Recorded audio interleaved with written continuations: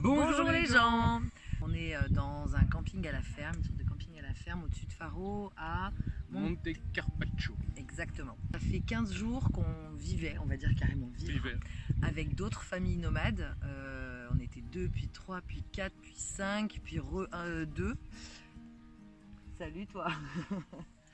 On a moins exploré et on a plus partagé des choses avec eux et c'était vraiment cool. On était posé sur une plage du côté de Cartera, juste à côté de Faro. Les enfants avaient énormément de liberté, la plage était immense, on avait un coucher de soleil magnifique tous les soirs, on pouvait les surveiller, ils s'amusaient dans le sable. Puis on partageait les repas, et puis, bref c'était génial. Arrête. Mais chacun a repris sa route, donc voilà, on leur fait des gros bisous et on sait qu'on va les revoir sur la route. Mais ceci étant dit, aujourd'hui on était en train de poser des choses pour préparer les vidéos qu'on voulait vous faire. Et on s'est dit, est-ce que ça aurait pas un peu plus de sens avant d'amorcer des vidéos sur comment vivre sur la route, plus approfondies, voilà. De bilan de nos pays. Et puis des choses qu'on veut mettre en place, on vous avait parlé de nos projets sur 2019, de faire plutôt un point sur avant.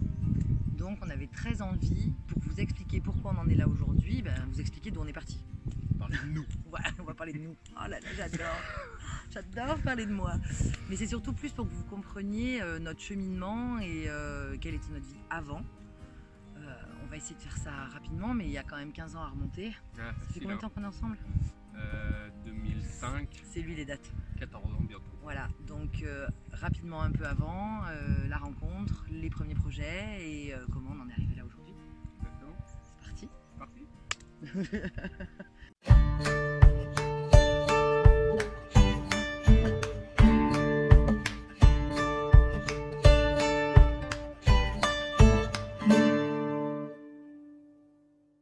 Donc, je vais commencer. Tu m'en veux voudras pas? commencer? C'est moi la plus vieille.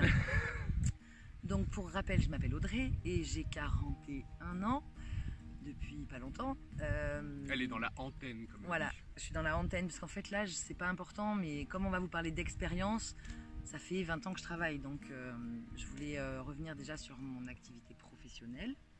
J'ai 41 ans. J'ai grandi dans un petit village du sud de la France. Des fois, il y a des accents du sud qui remontent quand je parle. Dans le sud de la France, dans le Gard. Donc à 18 ans, classiquement, on va dire, mais comme 90% des bacheliers, je suis partie faire des études. Il s'est avéré que j'étais pas faite pour ça ou que c'était pas fait pour moi. Et après, j'ai changé mon fusil d'épaule et j'ai donc décidé de partir faire des études en Tu l'as mis comme ça là ou comme ça? De quoi? Ton fusil. J'ai changé comme ça. Non, comme ça.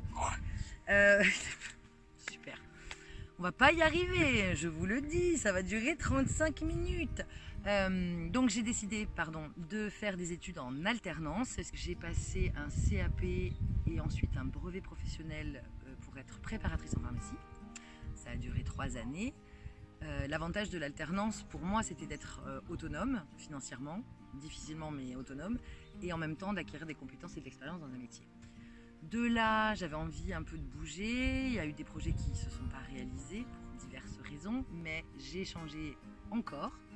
Je fais que ça changer. Elle fait que changer alors. Sauf de toi. Heureusement. Je suis partie faire un BTS Action Commerciale pendant 2 ans. J'ai vendu des formations à l'utilisation de l'outil informatique auprès des entreprises. J'ai appris beaucoup pendant ces 2 années-là et à l'issue de mon BTS, je suis partie à Montpellier pour combiner ces 2 formations et devenir visiteuse médicale. C'est ça, déléguée médicale. Donc j'ai passé ce diplôme en 6 mois, c'est un équivalent Bac+3 et c'est un métier qui est bouché mais qui l'était déjà il y a 15 ans. Donc je suis partie en région parisienne pour justement démarrer rapidement parce qu'il n'y avait pas d'offres dans ma région et j'y suis restée 1 an pour refaire mes armes. Puis j'en avais marre de la région parisienne et je suis redescendue dans le sud et voilà, là on rattrape. J'avais une vie avant avec quelqu'un, mais peu importe. Et puis la vie a fait qu'on avait des chemins différents à prendre. Donc j'ai tout laissé à Paris et je suis redescendue et j'ai repris contact avec lui que j'avais rencontré dans un cadre un peu particulier. Donc, ça après. Donc toi, ton expérience professionnelle. Après j'ai fait d'autres métiers, mais on y reviendra. Moi Sébastien, comme vous le savez, j'ai 36 ans et je suis originaire de la région lyonnaise. C'est mon petit jeune. C'est ma petite vieille. Donc je suis originaire de la région lyonnaise. Moi j'ai retapé ma première et j'ai vu tous mes potes que j'avais partir à la fac. Et j'ai su que c'était pas fait pour moi. Je savais que je voulais pas y aller. Et surtout dans l'orientation vers laquelle je me destinais, qui était l'informatique, les facs d'informatique, c'est pas ce qu'il y a de plus passionnant. Donc j'ai fait de l'alternance pendant 2 ans. En administration des réseaux informatiques. Donc en fait je gère tout ce qui est... Gérais. Oui, je gérais. Non, Mais je sais encore faire. Oui, bien sûr. Je gérais tous les serveurs, les ordinateurs et l'aide aux utilisateurs d'une entreprise, peu importe le domaine dans lequel elle se trouve. L'avantage de mon métier d'administrateur réseau, c'est qu'on peut travailler dans plein de domaines d'activités différentes. J'ai travaillé dans l'agriculture, dans le domaine médical et dans la confection textile. Et dans tous ces domaines d'activité, il y a toujours besoin d'un ordinateur, ce qui est l'avantage de mon métier. De plus en plus. Donc ça m'a permis de voir énormément de choses et c'était très intéressant. On s'est rencontrés avec Audrey d'une manière un peu surprenante. Un peu particulière. Pour expliquer comment on s'est rencontrés, c'est qu'on a une passion commune. Parce que bon, lui c'est un geek, vous l'avez compris, il est informaticien. Voilà. Mais il s'avère que moi aussi. Et on jouait au même jeu en réseau à l'époque. Dark Age of Camelot. Et on faisait partie de la même guilde. En 2002. Alors une guilde, c'est une famille de joueurs qui jouent ensemble dans un but commun pour aller tuer le même dragon. Voilà. On va passer pour des fêlés, voilà. Pour ceux qui ne savent pas. Et donc j'étais une elfe magicienne. J'étais un nain guerrier. Et on s'est rencontrés sur le serveur et on se parlait pas plus que ça. Non, mais on a organisé ce qu'on appelle une IRL. Donc on s'est rencontrés avec la guilde, pour de vrai. À Paris. Et tu es tombé sous mon charme. Elles sont toutes comme ça. Voilà, elles tombent comme des mouches. Mais bon, voilà, on s'est rencontrés, ça s'est bien passé. Bref, on a chacun réglé ce qu'on avait à régler. Voilà. Puisque j'étais encore à Paris à ce moment-là et toi t'étais à Lyon. Et puis on s'est retrouvés, et voilà. Et ça a commencé comme ça. Et oui, exactement. Et nous sommes ensemble depuis 14 ans, t'as dit. Le 1er mars 2005. Voilà. C'était pas parti pour durer cette histoire, mais dans la vie. On sait jamais. Voilà, donc ça fait 14 ans, jour après jour. Parce qu'au départ, c'était pas très. Enfin, bref. Non. Et il s'avère que pendant la première année, donc moi je travaillais à nouveau dans le sud, toi tu travaillais à Valence. Voilà. Enfin, c'était un peu compliqué, on a vécu cette relation à distance, mais je me suis accrochée comme un poulpe. Moi j'étais jeune. Oui, c'est vrai, il avait que 22 ans. Et puis un soir, on a commencé à divaguer sur ce qu'on aimerait faire. Et est venue l'idée d'ouvrir une crêperie en Argentine. Parce qu'on avait vu un reportage tous les deux sur une personne qui avait ouvert, il y a plus de 15 ans, une crêperie au Venezuela. Et moi, ça m'avait fait kiffer. Et moi vraiment. aussi. Donc, et je m'étais dit, pourquoi pas ouvrir une crêperie en Argentine.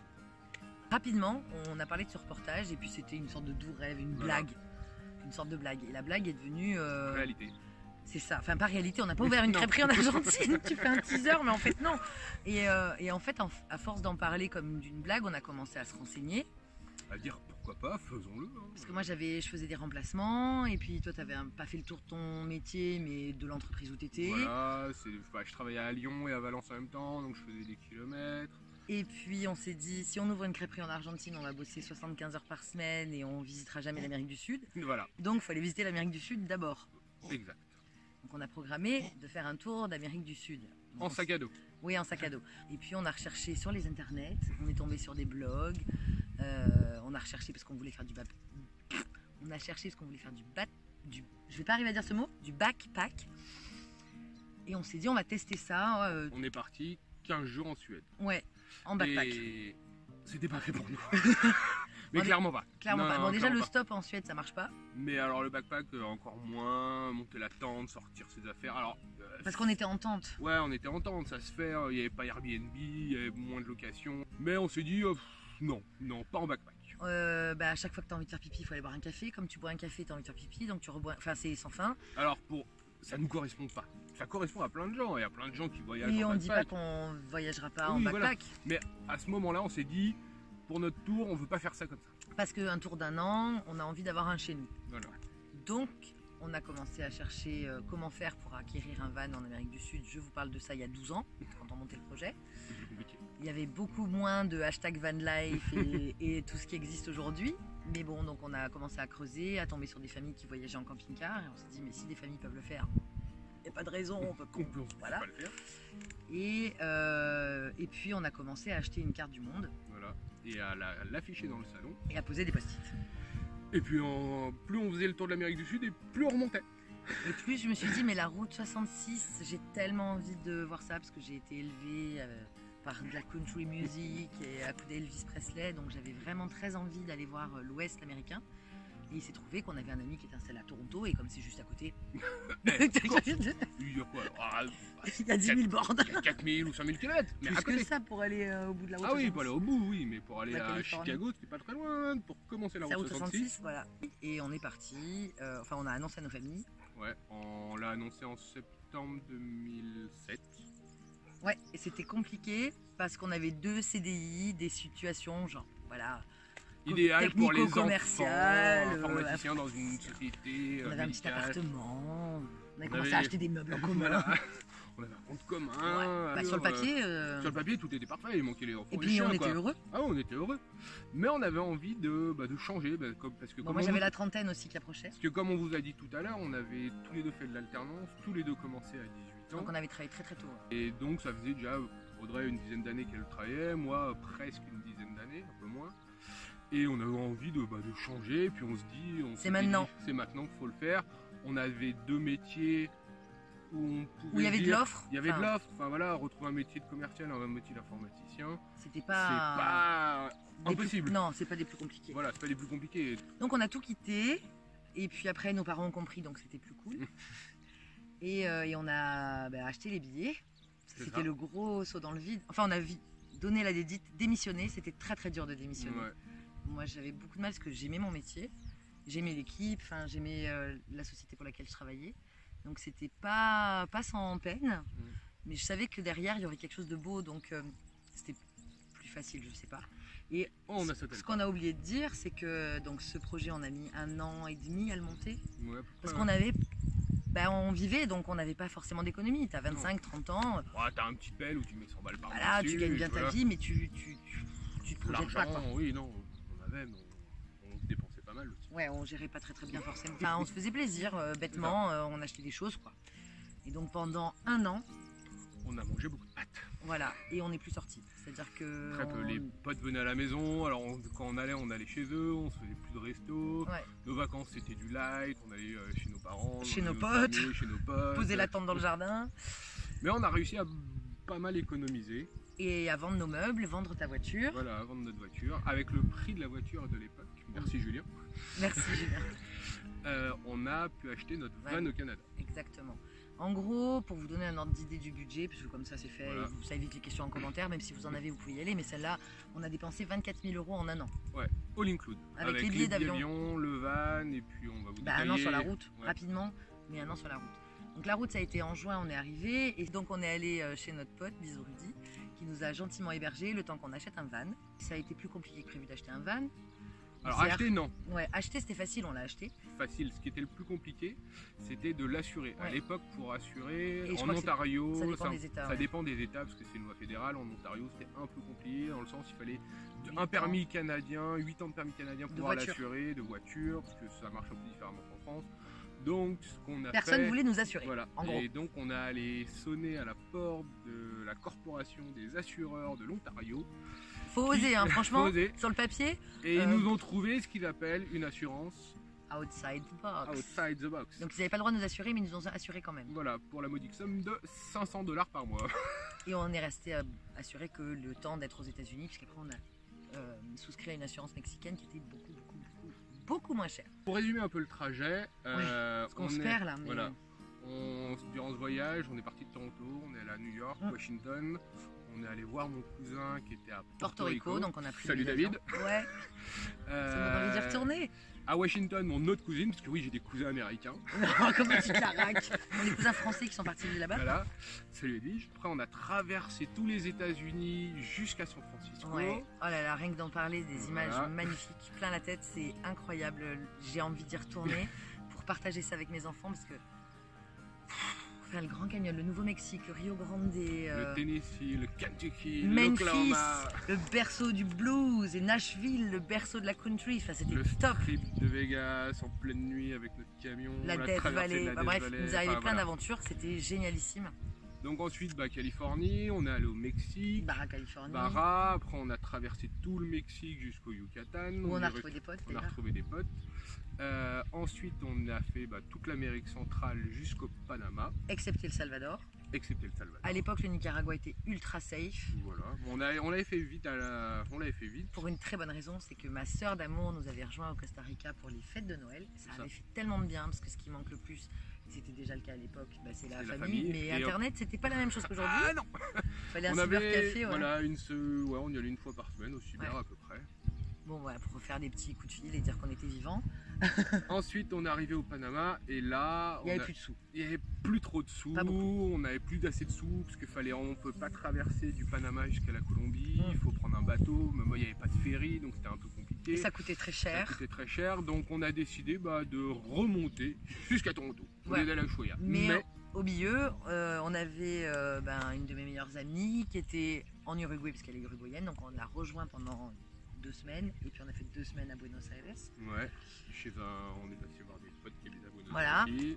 Plus tu voyages, plus tu te fais des potes partout dans le monde, donc plus tu peux te faire inviter partout, c'est ça qui est cool. Et on est remonté au Panama et on est retourné à Toronto où on a, j'ai pas envie de dire vendu, mais donné le van, C'est ça.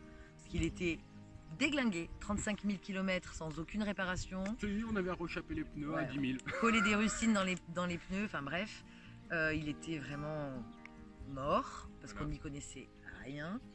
Mais il me manque encore tellement il était beau. Mais sur le parking du Panama, On s'est juré un truc. Et c'était juré un truc qui fait que nous sommes là aujourd'hui. c'est ça. On s'était juré que dans 10 ans, on repartirait avec nos enfants. Qu'on n'avait pas à l'époque. Qu'on n'avait pas. On ferait des On enfants. ferait des enfants et qu'on repartirait Mm. visiter l'Amérique du Sud et le monde. On voulait aller à Ushuaia, c'était Voilà. quand même, et on n'y est toujours pas On n'y est allé. toujours pas allé. Mais on ira. Ouais, l'avantage en fait de ce genre de changement de vie, que ce soit le voyage ou autre, je pense que quand on arrive à trouver quelqu'un qui a le même projet que soi et qu'on tient plus de 6 mois dans ce projet-là, avec les difficultés, parce que là on a des images et des bons souvenirs, mais on a aussi eu des galères. Mais 10 ans après, on en sourit. Des crevaisons, des bloqués, des bloqués à la frontière, enfin bref, ça devient des anecdotes de voyage. Mais sur le moment, si tu arrives à traverser ça et de partager ton intimité H24 avec quelqu'un pendant 6 mois, Tu te maries avec elle. ouais, c'est ça. C'est la petite anecdote. J'avais dit à mon père, il m'avait invité à manger Avant de partir, juste avant qu'on parte. Et Je t'ai pas invité, moi. non, elle n'était pas invitée. Et je lui avais dit, si je reviens avec, normalement c'est la bonne. Voilà. Et comme il tardait à me demander, c'est moi qui lui ai demandé de me demander. Donc au Mexique, je lui ai demandé de me demander, il m'a demandé. Et- À Veracruz. à Veracruz. Et donc on a organisé notre retour en sachant qu'au retour, on se marie. Voilà, 2 mois après. c'est ça. Parce qu'on n'aime pas attendre. Non, on n'aime pas attendre. On a appelé nos parents, on était au Mexique, on leur avait dit on se marie dans 3 mois. Ils ont fait, Mais comment on va faire? Vous êtes encore au Mexique? Non, Ouais, vous inquiétez pas. ça s'est organisé et puis ça s'est Bah, ils passé. nous ont pas mal aidés. Hein. Voilà, Donc voilà, mais donc on a invité nos potes et on a fait une grosse chouille de retour c'est ça. qui était notre mariage. Comme on disait précédemment, on a retrouvé un job rapidement. Oui, alors c'était pas le job de rêve, hein. Non, alors on est rentré à peu près le 25 juin, à peu près, je crois, et le 10 juillet, même pas. Bah, on est recommence. descendu faire. On est rentré en surprise. C'est-à-dire qu'on faisait croire encore à nos familles qu'on était au Canada et qu'on n'avait pas vendu le van. Et en fait, on était dans l'avion. Et on est arrivé chez tes parents par surprise. Voilà. On est resté 2 jours. 2 jours. Puis on est descendu dans le sud faire la surprise au mien. Et après, on est remonté pour chercher du boulot. Voilà. Et on a trouvé du boulot en 15 jours, même pas. 2 heures, moi. Ah oui, toi 2 heures, ouais. Mais j'étais pas regardante. C'est-à-dire que j'ai bossé dans une grande enseigne de cafétéria. Et moi j'étais assistante de Non, tu te la raques, hein, en fait, t'étais secrétaire. dans une entreprise de BTP, ce qui me fait très bien. Donc voilà, 2 petits SMIC et on repart. Voilà, et on est Comme en reparti. 40, parce qu'on avait plus. Une thune. C'est pour ça qu'on était rentrés. Plus d'argent. Donc après le mariage, moi j'ai retrouvé un job en 1 mois, à peu près. Ouais. Puis on a pris un D'administrateur réseau cette fois-ci. d'administrateur réseau cette fois-ci, on a pris un appart et après voilà la vie On a s'est lancé faite. Daphné. On a lancé Daphné. Enfin, on l'a pas lancé. Oh, blague de ouf. Oh, on a mis en route la conception de notre enfant qui s'est fait en. Instantané. Voilà. 9 mois plus tard, elle était là. Et, puis voilà, après, on a acheté l'appart. On a acheté Parce l'appart. qu'on savait qu'on voulait repartir. Donc le plan, c'était de se dire, on a maintenant 10 ans pour mettre en œuvre ce qu'il faut pour repartir quand ils seront en âge de profiter du voyage. Parce que dans notre tête, on se disait, un enfant qui a 5 ans, il va pas s'en rappeler. Et à la base aussi, on voulait partir qu'un an. Oui, en année sabbatique. Enfin, on s'est dit, on refait nos vies et puis on verra de revoyager une année. Puis le projet, évidemment, il a évolué. On grandit. Donc on a acheté un appartement en sachant que on le garderait pas forcément. Il fallait acheter un appartement pour pas mettre de l'argent dans un loyer pour rien, puisqu'on était en capacité de pouvoir faire un crédit. Mais on a emprunté à la banque, on avait 0 € d'économie. Et ils nous ont suivis sur le projet, donc c'était cool. Puis on a lancé Liam, on lance toujours pas nos enfants. On a mis en route la conception de Liam. Et puis la vie a fait qu'on a économisé beaucoup. On s'est pas privé comme quand on a fait en une année, mais sur ces 5 années, on va dire ça comme ça, puisque les premières années du crédit et de Daphné... Oui, on profitait un peu quand même. On savait qu'on avait un peu le temps pour mettre pour un an de voyage. On devait partir en 2020. Oui, on devait partir qu'en 2020 en plus. Donc on savait combien de temps on devait le faire, combien ça allait nous coûter à peu près. Enfin, on avait l'idée du budget vu qu'on l'avait déjà fait. On n'a même pas prévu de prévoir ce voyage. On savait qu'il fallait une somme d'argent. Et on a tout mis en œuvre. Un camping-car, on a tout mis en œuvre pour. On a acheté un premier camping-car. Pour se faire des vacances, voilà. On est parti, on a visité pas mal la France. On a pas mal rouillé la France. Et puis on a lancé le projet Héroyard maintenant il y a plus de 2 ans. C'est ça. Puisqu'on a créé les réseaux sociaux en janvier 2017, je pense. Et la chaîne YouTube un an après. Et on s'est dit, nous on a aimé trouver des infos, donc on va essayer d'en partager, et de retranscrire cette expérience et de montrer que voilà, c'est possible. C'est pas si compliqué. Non. C'est pas simple. Mais c'est pas si compliqué. C'est des changements de vie, mais comme il y en a de partout, il y a des gens qui sont mutés, on a des copains qui sont partis à l'étranger, qui ont été mutés, il y en a certains qui changent de job, il y en a certains qui divorcent, il y en a certains il arrive plein de choses, qui se remarient. La vie est faite de surprises et de rebondissements. Voilà. Avant, nous, on a décidé de faire ça, on s'est mis dans l'idée de faire ça et que ça marche pas. Pour l'instant, au pire ça marche. Et pour l'instant ça marche. Voilà. Et on sait qu'on pourra rebondir. Ça nous fait pas peur de se dire que on va essayer de faire que cette vie continue. Parce qu'on en y est bien. Parce qu'on y est bien. Que les enfants sont épanouis. Il y a plein de choses de bien, mais demain on ne s'interdit rien de dire on lâche ta dame, on part en sac à dos, ou alors on lâche ta dame, on reprend un appart. On garde ta dame. On garde ta dame, et on fait des vacances avec. Et on prend un appart et on retourne bosser, et puis ça sera une autre parenthèse dans notre vie, et peut-être que dans 10 ans, quand les enfants seront plus grands et qu'ils seront majeurs, on dira peut-être on repart, ou voilà. Enfin, on s'interdit rien, on vit pas au jour le jour, parce qu'on est quand même prévoyant, on a des enfants. Oui, il y a dans notre projet, c'est vrai qu'on nous demande souvent comment on l'a financé. Voilà, c'est 10 ans d'efforts. C'était nous notre objectif. Ouais, on avait un objectif. Et ça nous a pas coûté d'économiser. Mais voilà, nous on préférait se dire, on achète un petit camping-car qui valait 6 000 € à l'époque.